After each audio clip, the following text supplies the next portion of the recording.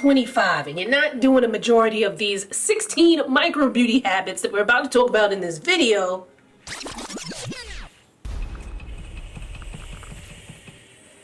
no, but for real, these micro beauty habits, and yes, some of them might be considered more of a macro habit, but these are things that you can do right now to help you age well. And for some reason, folks hate when I say number 15. All right, buckle up, grab a snack.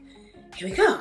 So I watched a video titled 20 Micro Beauty Habits That Will Actually Change Your Life. And it's from a creator named Jazz Turner. Make sure you check out her video, after you finish watching this one. Now, Jazz did 20 micro beauty habits, and Jazz, she's young, she got a lot of energy and whatnot.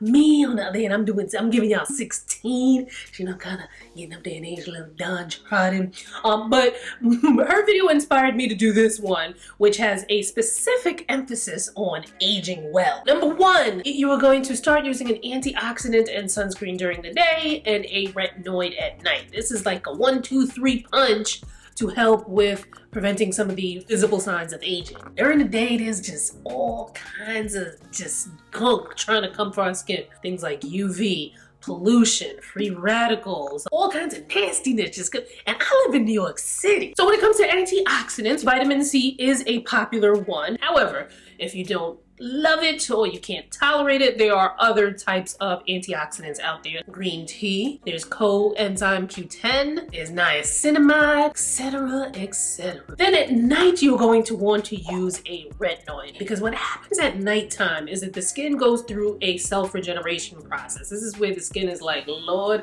I am tired. It takes its broth, it's making new skin cells. It's almost like someone who might be an introvert, where it's like you people too much for the day and you need to come home and recharge your batteries and refresh and renew. Using a retinoid at night helps the skin with this process. It also helps in the appearance of fine lines and wrinkles. It can help with skin texture and tone. And if you're looking to get something like tretinoin, which is a retinoid that is considered the gold standard, you're gonna need a prescription, except for when you use Agency. Shout out to Agency for sponsoring today's video. I have talked about Agency a bunch of times here on the channel. A lot of you guys have signed up and you've given your feedback. You love it. I love it too. Let's talk about it real quick. Now listen, as we get older, things like dark spots and skin texture become more noticeable, and sometimes they're harder to treat with over-the-counter products. Products that you can get from the drugstore, the department store. Remember how we talked about that there are levels involved when it comes with hyperpigmentation? We talked about that in this video right here. Like if your spots are older, like if you've had them for 5 months or more, those don't typically respond as well to over-the-counter treatment. You need something that requires a prescription. Agency is an online platform where you can get your own custom serum to help with things like signs of aging and dark spots and other types of discoloration without ever having to leave your house. So the way it works, you take a skin quiz where you detail your skin history, allergies, medications that you're taking, sensitivities, any concerns, etc. You put all of that in the skin quiz. You're also going to take photos of your skin that get reviewed by a real live licensed dermatology provider.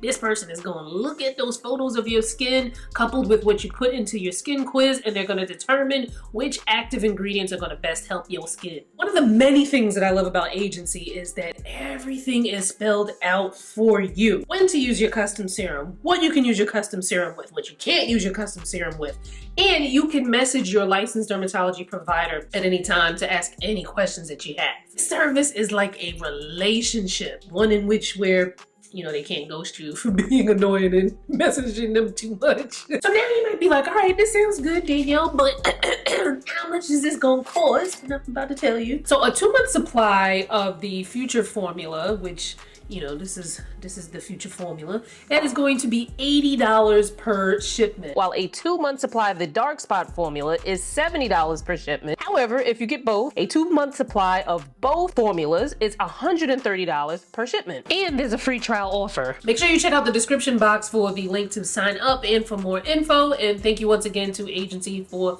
sponsoring this video. Number 2, you need to get yourself some quality sleep. Do whatever you need to do to make sure that your bedroom is a sanctuary. Get yourself the highest quality sheets that you can afford. Blackout curtains. Maybe you might need a light therapy box for the times during the winter when the days are just short and cold. Hey, if it means having to have separate sleeping spaces from your partner, I mean, you gotta do what you gotta do. Typically, as we get older, we need more and more sleep to have our bodies function properly. And while it alone won't get you dewy snatched skin, good quality sleep also functions in the skin regeneration process. Normally, I get at least 8 hours of sleep, and I really need to get back to that, like ASAP. But I do engage in some good quality sleep habits. Like for instance, my bedroom is only to be used to sleep and, you know, other activities. I don't do any work or anything stressful in my bedroom. I don't even talk in a loud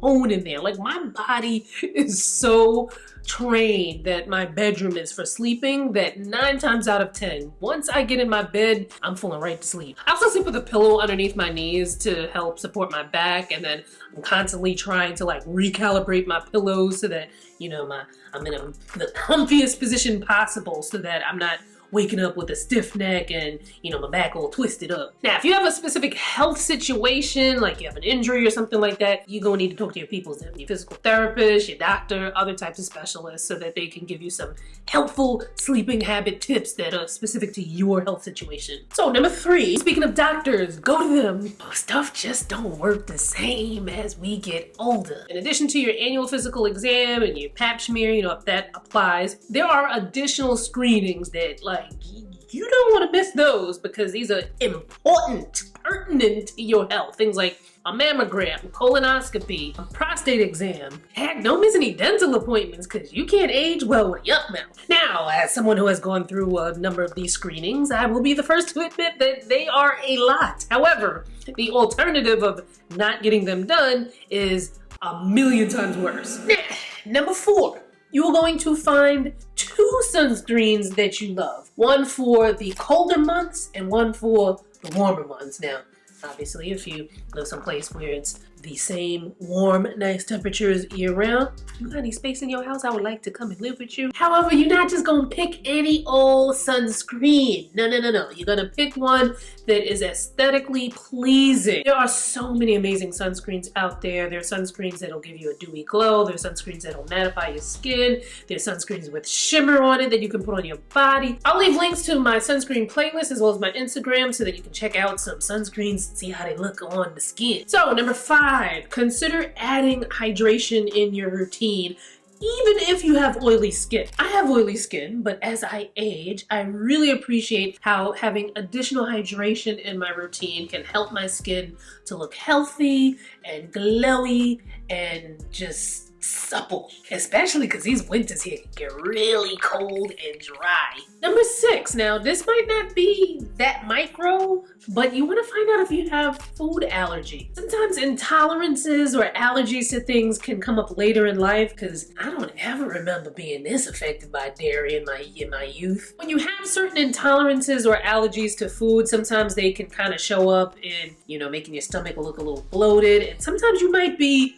so far removed from realizing that a certain food is what's causing your bloating that you might just think like, this is my life, this is how it's supposed to be, when it's like, if you do a little sleuthing, go to a doctor, you might be able to find out that something in your diet is causing that bloating. So when it comes to this, whether you suspect you have a food allergy or not, it's always a great idea to keep a food diary. So you're going to notate what you ate, how much you ate, you know, the time of day that you ate it, and how you felt afterwards. Keeping a food diary is a good idea regardless if you have an allergy or intolerance or not, because sometimes you notice certain patterns in the way that you're eating that you might not notice had it not been written down. And if need be, ask your doctor about allergy testing. Number 7, slowly retain healthier eating habits. Now, one of the biggest ways that I feel that people fail at diets is because people go too hard eliminating so much from your diet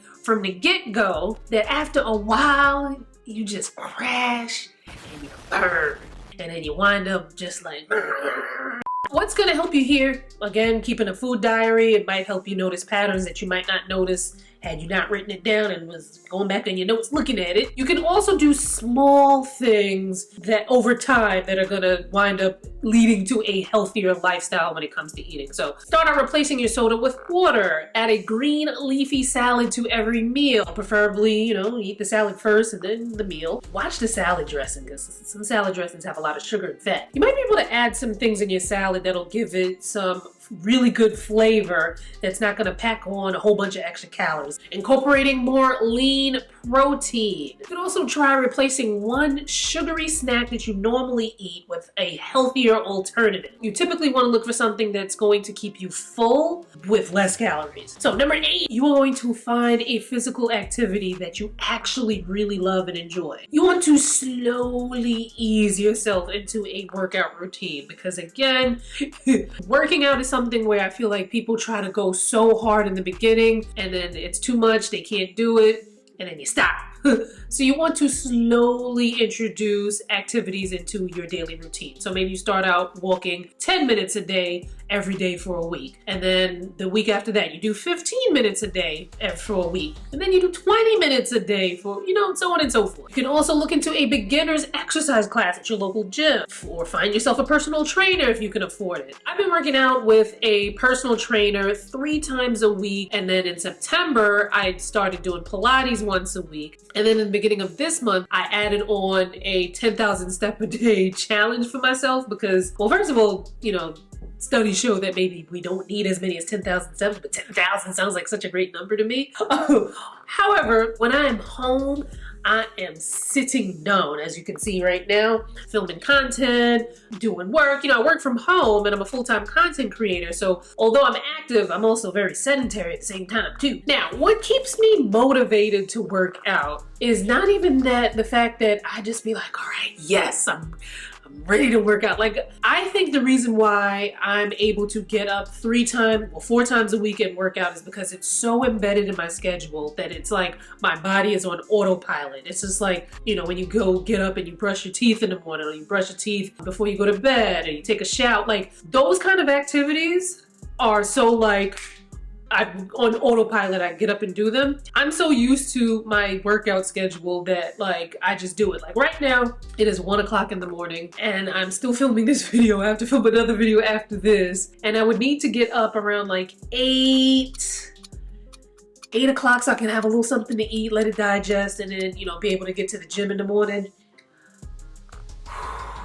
I so want to text my trainer Yasmin and be like, girl, I ain't gonna make it. But I'm just so used to getting up and going that it's just, I just get up and go. So try to find something where it does that for you, where you just get up and go. We're all pretty different, so sometimes we kind of have to trick ourselves into a routine, but one thing that works for me are challenges.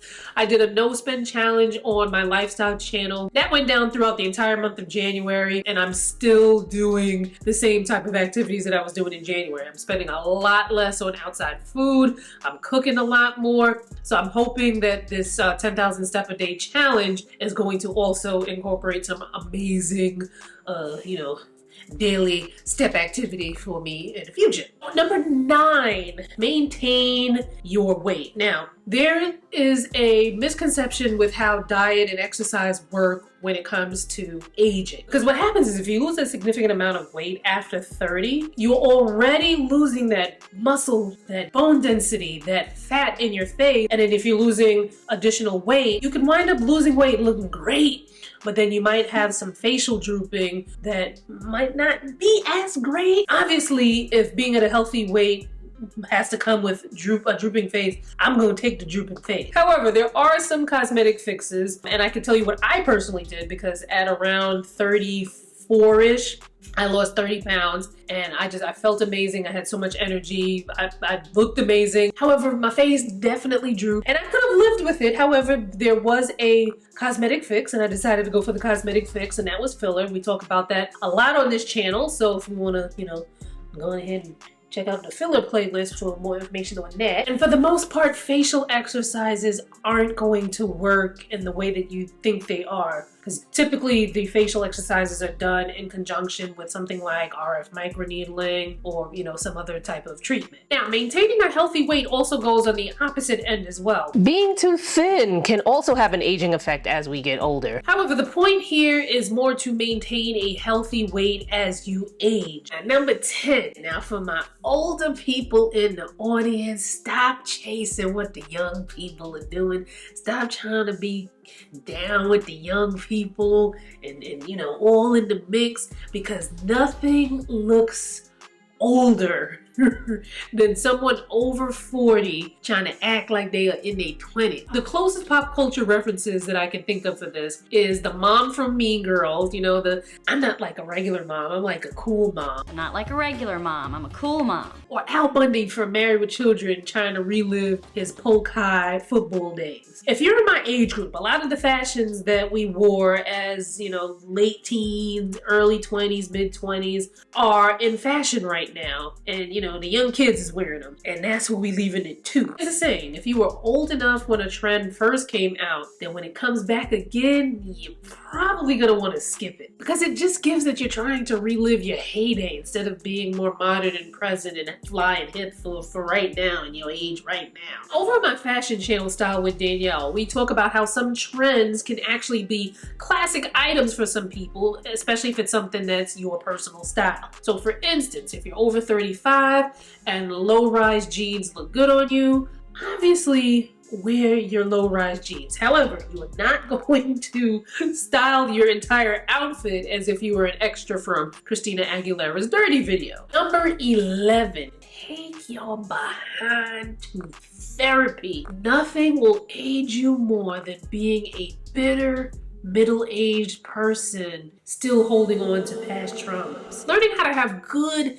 healthy relationships is extremely important as you get older, because you look around and you realize, like, dang, you realize how short time is. Number 12, you are going to get a haircut that suits your face shape and your lifestyle. One of the things that I notice about older women who look amazing is that their hair is always on point. So for example, Cyndi Lauper, I was watching the We Are the World documentary on Netflix, and she looked absolutely amazing. Now her hair still has some of the, you know, the colors that are signature of her look that she's sported over the decades. However, Cyndi wasn't giving us Cyndi from, you know, 1984, Girls Just Want to Have Fun. She's giving us a more updated, modern 2024 Cyndi Lauper. Angelique Miles, one of my favorite influencers.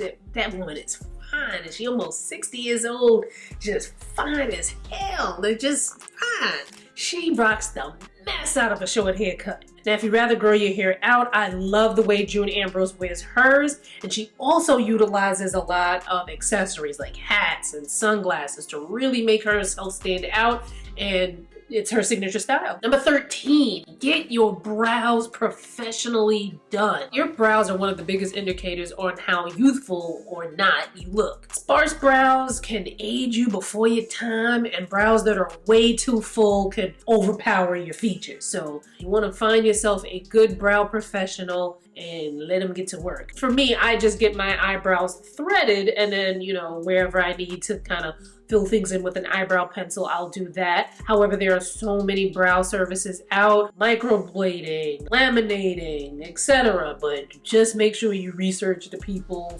thoroughly that you have in mind to do your brows, to do anything for you. Make sure you research them fully. Number 14, you're going to refine your personal style. Find out what works best for your coloring and your body type, because once you figure that out, everything you put on is going to look like it was made for you. That can also help curb excess spending on clothing, because you realize what exactly works for you, so you have your tunnel vision on what works for you, and you don't wind up wasting money on things that are just gonna wind up being in your closet with the tag still on them. It's just a waste. And this will also decrease the time that it takes for you to get dressed, because instead of having a closet overflowing with things that are just okay, you have banger after banger after banger, and all of the bangers go together to make a banger outfit. Now, chances are, if you love the way you look, if you look amazing, it can also affect the way you feel. If you look good, you feel good.